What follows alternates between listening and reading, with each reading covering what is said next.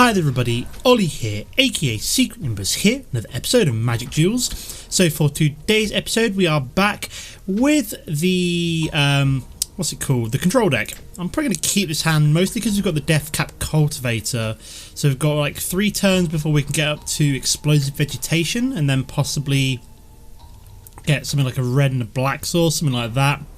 Maybe just double red source for the Ravaging Blaze. Okay, so we'll just drop the swamp for now. Our first opponent of today is the rank 33 Tool Smash 29. I'm a bit flustered. I've done no warm up before this, so I'm coming in a little bit rusty. So you have to bear with me. I'm probably gonna stream after I finish recording this. So I want to get. I wanted to do this first real quick, so I won't have time to do it later on. So he's telling timed on his turn. Back to me. Okay, we do have the Visionary, but yeah, I think we'll go Visionary this turn. I mean, if we find a mana, that would be better than the Deathcap Cultivator, but okay, we got an Evolving Wild. That's pretty good. So we can Deathcap Cultivator next turn. Probably find a second black source, maybe. I don't know. Depends what else I pull, really. Okay, we've got Tutelage here, so we kind of want to get at least a second green source ASAP so we can get up to Woodland Bellower as fast as possible. So we need to be able to destroy that Tutelage deck, so we just play out the old Deathcap Cultivator. It gives us a second green source, providing he can't remove it. We'll see what else he's got. I mean, he's playing red as well, so he's got the red and blue Tutelage version. So I'm half tempted to get a green source from this, maybe a red and a green. Just in case he does have removal for our Deathcap Cultivator. So we have been milled down a green and a red land. That's kind of annoying. Avacyn's Judgment. Yep, that's what I suspected. So he's going to be able to ping both of these creatures. So we will get the green source from here. Just in case. So we do need one more mana now to actually get the Explosive Vegetation to deal with the Tutelage. Okay, he's got some white splashed in here as well. That's interesting. Mana? Ugh, that's really sucky that he's managed to deal with our Deathcap Cultivator now, because now we're mana screwed. Of course we are. I knew he'd have some kind of removal up his sleeve, but couldn't really do anything about it, unfortunately. Okay, we have a Galvanic Bombardment in our graveyard. So what's this one do again? Vessel of Paramesia. Target player puts the top 3 cards of his or her library into his or her graveyard and draw a card. Wow, so he's about to mill me for quite a bit here. If we'd had, oh my god, if we'd found a 4th mana by now, I would be feeling okay because we could have Explosive Vegetation, Woodland Bellower and destroyed his Tutelage, but no. Oh, come on, game. Give me a freaking break here.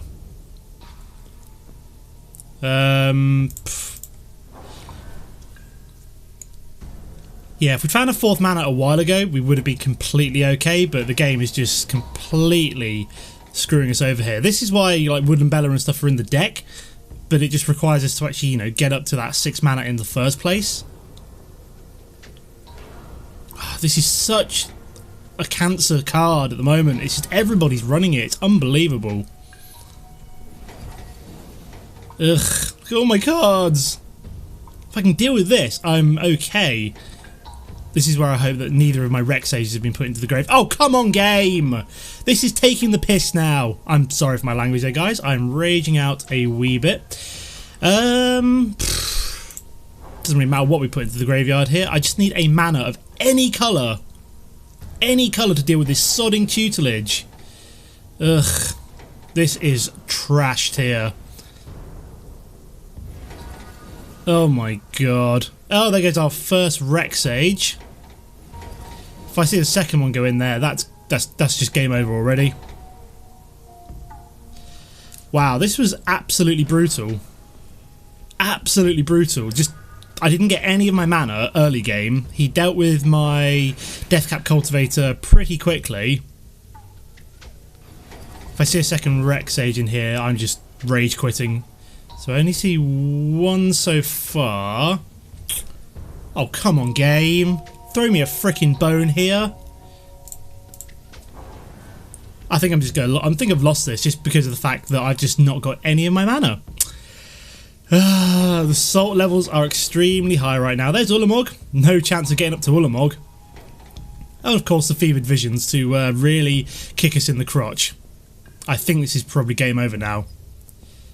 I wasn't allowed to even, you know, start deploying my own game plan. I had the answer for the tutelage. Rec Sage. Still I haven't put Rec Sage in there. We finally found an Evolving Wild. I think this is going to be a case of too little too late though. Oh, and Explosive Vegetation's actually useless as well now because we can't actually put enough. I just realised all our basic manas are actually in the graveyard. So yeah, this is GG. I will move on to game number 2. Okay guys, here we are for game number 2. I will try to be a little less salty in this game, fingers crossed. Okay, this is an okay opening hand. I'm probably going to keep it. Don't have to go double green source for the Bellower yet, but hopefully we will get there soon enough. Probably start off with like a swamp and then into mountain. Okay, I should have played Cinder Glade there. That was a bit silly of me. So probably going to go for mountain anyway, then Cinder Glade. Drop the Elvish Visionary, and then we've got a Fleshbag Marauder to deal with anything on turn 4. Okay, he's played Knight of the White Orchid, which is pretty terrifying. No, not really, actually. He didn't get any mana out of it, and it's just a first striker, so... Okay, we do have the Galvanic Bombardment for it, so we'll see what else he plays out first. We may decide to Galvanic Bombardment that. So I'll have a look in a second. And for game number 2, we're playing the rank 40 Shonen 1229. So I may just take the 2 damage here, see what else he plays out before deciding what to Galvanic Bombardment. If he doesn't play out anything, I'm going to be annoyed that I didn't do it sooner. But I'm waiting to see whether or not he's going to play something a little bit... Child of the Night isn't quite so bad as the Knight of the White Orchid, as it doesn't have first strike, so I don't really mind dealing with him now. And he's playing a slight fat stack as well. He's running about 66 cards, roughly. Yeah, we'll play out the Cinder Glade so we can play out the Visionary. We also have the Radiant Flame, so we've got ourselves a nice sweeper. We've also got a Grasp of Darkness, which we can use from next turn, which is good. So we've got a couple of bits of removal as well, and a sweeper. So not looking too bad here. All we really want now is just mana to get up to things like Woodland Bellower and Ulamog. So he is going to Angelic Destiny. That goes up to a 6/5. What's really hilarious, we're going to go down to 12 here, but we do have the Fleshbag for dealing with that.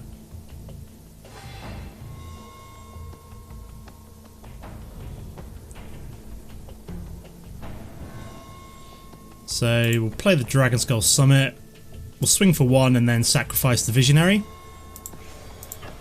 So he actually gets this back, doesn't he? When an enchanted creature dies, return Angelic Destiny to its owner's hand. Yeah, unfortunately. We do get to force him to sacrifice it though, which is always quite nice.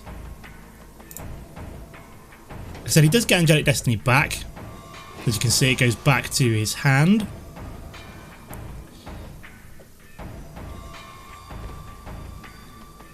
Play that a 5th mana. How much are we up to? 1, 2, 3, 4. We're up to 5, so we're 1 away from Woodland Bellower.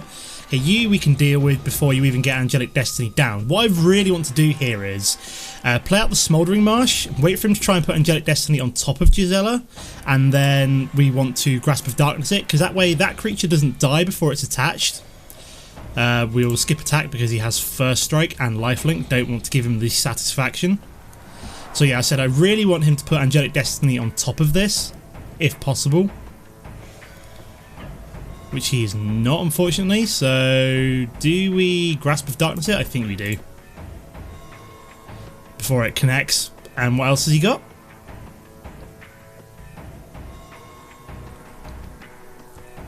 So that's just going to die, I think. Thankfully. We do potentially have the Woodland Bellower to deal with the Angelic Destiny again if he puts it on something like the Child of the Night. If we get that second green source, I think we kind of want to kill this before he can put Angelic Destiny on top of it. So maybe just Rolling Thunder here, kill that and also push with a little bit of damage. 1, 2, 3.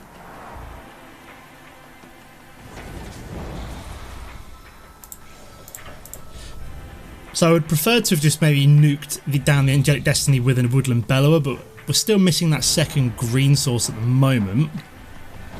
Which is weird, like I said, we're completely even on the amount of like mana we've got, and yet somehow we're just missing green here, I think. Very odd indeed. Do still have a little bit of removal, which is good for us. We know at least one of these cards is the Angelic Destiny. I don't know what the other two are. Absolutely nothing apparently, they're just completely dead, useless cards. Okay, we're up to 6 mana, but unfortunately it's the wrong colour for Woodland Bellower. Wouldn't mind seeing a... was it a Wild Growth? Rampant Growth? One that gets us 2 mana. Brain's completely gone. Just used it, I had 2 of them in hand in the last game, couldn't use either of them, and so we've gone back down to 17. He's played out an Oath of Liliana, so we are going to have to sacrifice our Fleshbag Marauder, unfortunately. So I suppose that's one less useless card in his hand. Green mana? Nope, we have a Ravaging Blaze, so at this point this is pretty useless. This will be able to deal some damage to his face though. So we need a green source to get Woodland Bellower down as another threat basically. Green source? Hey, there we go. We can also grab up a Reclamation Sage to deal with his Oath of Lily. That's not really the most terrifying oath. He's not exactly played out any Planeswalkers yet, so I'm almost tempted to go for an Elvish Visionary here, or maybe even a Deathcap Cultivator, which ramps us up very slightly. We've got a couple of things which can deal with Planeswalkers pretty quickly, so I'm not too worried by Sorin. So say for example he drops Sorin and then nukes our Woodland Bellower. That's not too terrifying because I can then just ping him with the Exquisite Firecraft or the Ravaging Blaze, whereas this one is probably slightly more useful than the Reclamation Sage. Okay, so we're just going to declare in stone our Woodland Bellower. You do that. Will allow us to draw a card, which is not too bad. 1, 2, 3, 4, 5, 6, 7. So we're basically up to 8 mana. That's going to go up to a 3/4, which we're just going to kill with the Ravaging Blaze, I think. Or maybe even the Exquisite Firecraft could be quite good there.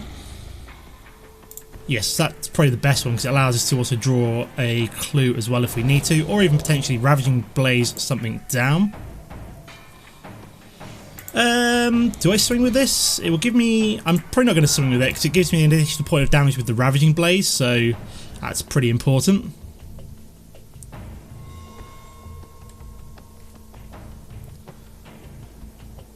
So he's done nothing. Game pause, please. We want to pop that clue before our next turn. Have got another mana, so we're only 2 away from Ulamog now. Have also got ourselves a Ravaging Blaze. I'm not quite so concerned with holding back the Deathcap Cultivator this turn. Maybe I should be, just in case. I've just realised he's running white. He could have anything from a Gideon's Reproach to a Celestial Flare, anything like that. That was actually a bit silly of me. Should not have done that.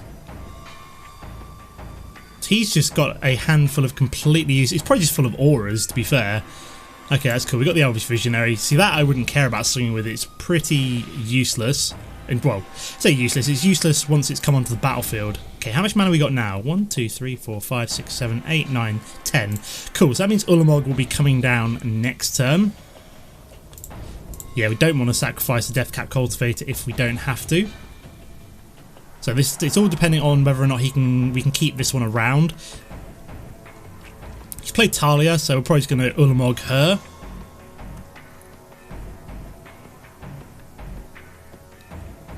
I mean, we could have killed her there, but almost seems like a bit of a waste when we can just go bip bop.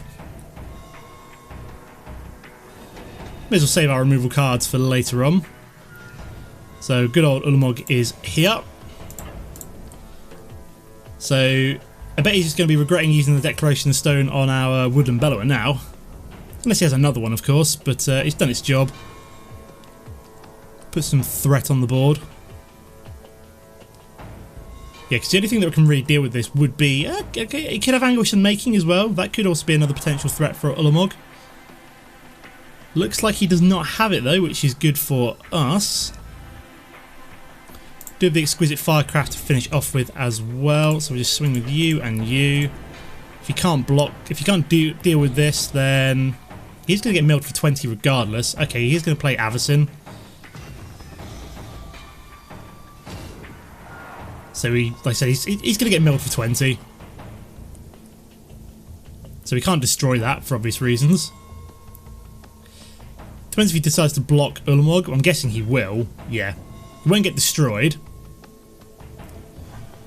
We could just Languish here, which could be kind of hilarious. Or we wait till next turn, we Ravaging Blaze it for quite a bit of damage. Yeah, we wait till it becomes indestructible, and then we're just going to... So if we had an upkeep step here, we'd actually be able to potentially Ravaging Blaze his Avacyn. I don't know if it works like that. So he's going to Angelic Destiny my... Oh yeah, so he's going to do... Oops, a daisy. Actually, let's just murder you. So that goes on the stack.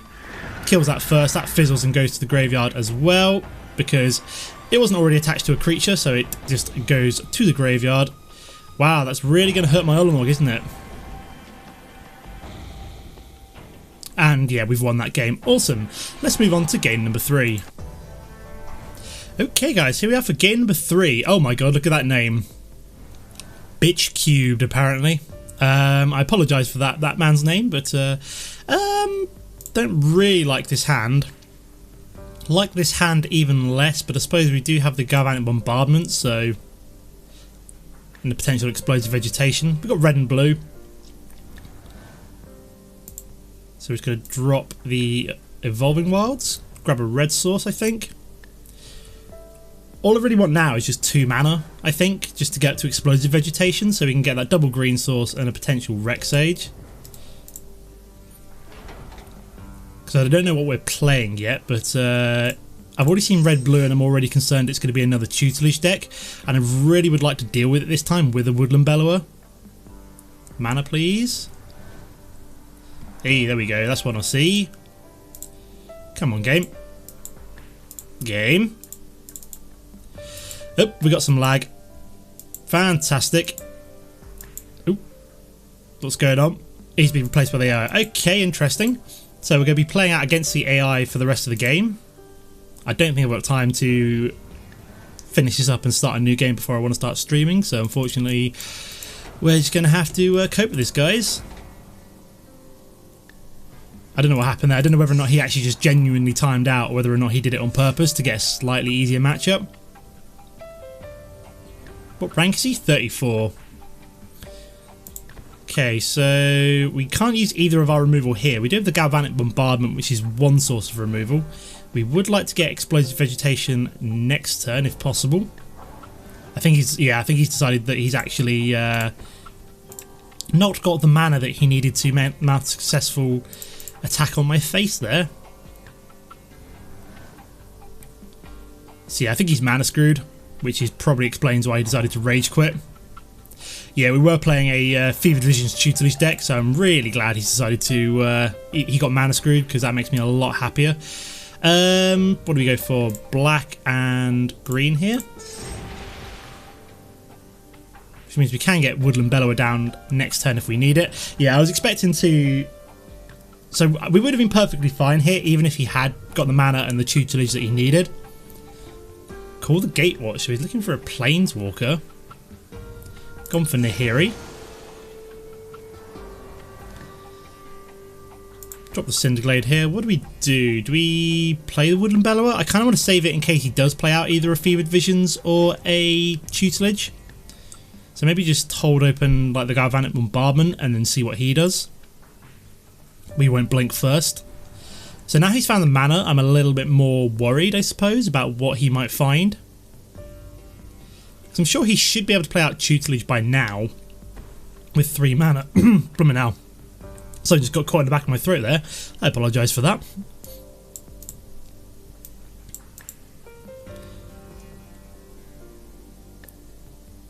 Okay, so the AI is popping the Evolving Wilds straight away. So unless this isn't a Tutelage deck and it's like what's the word I'm looking for? So he's found Gideon as well. Maybe this is a Super Friends deck. Maybe I was mistaken.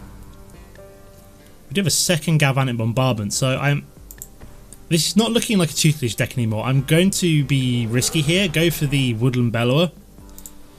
And we'll also go for the Elvish Visionary in this case.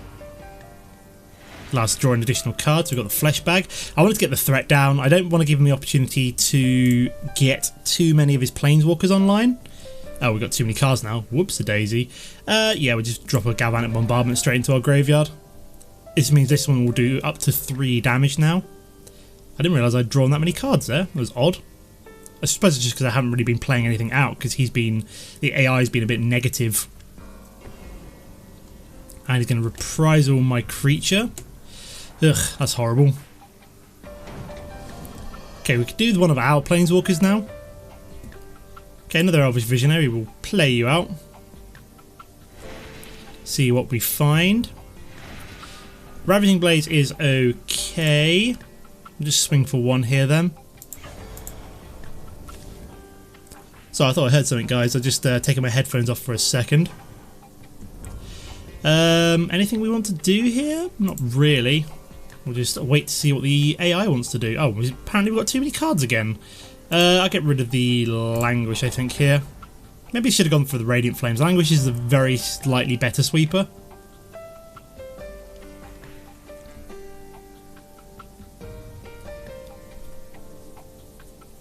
So far the AI has done basically nothing since removing our Woodland Bellower. Ah, there's the Tutelage. Oh my god, I can't believe I wasted my Woodland Bellower now.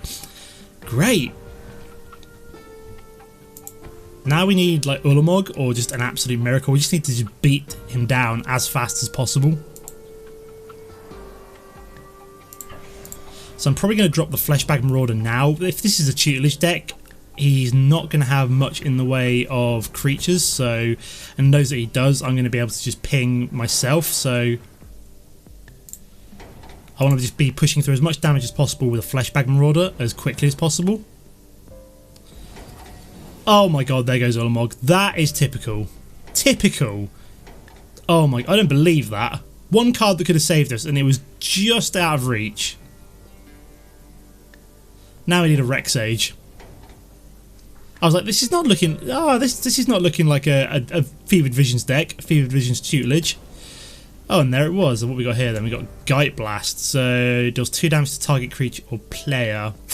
That sucks. That sucks a lot. So we could do the Chandra maybe? Ugh. That's not nice. What else have we got here? Anything we can use? Because he's not exactly going to be swimming in creatures either.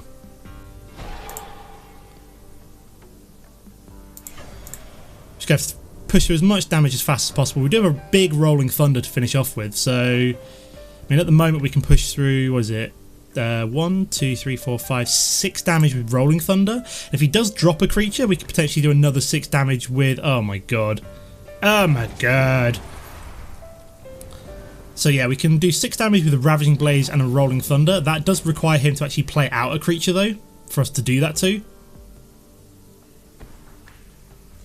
Such as the little token that Gideon's about to spawn, so I almost feel as that's a mistake from him there.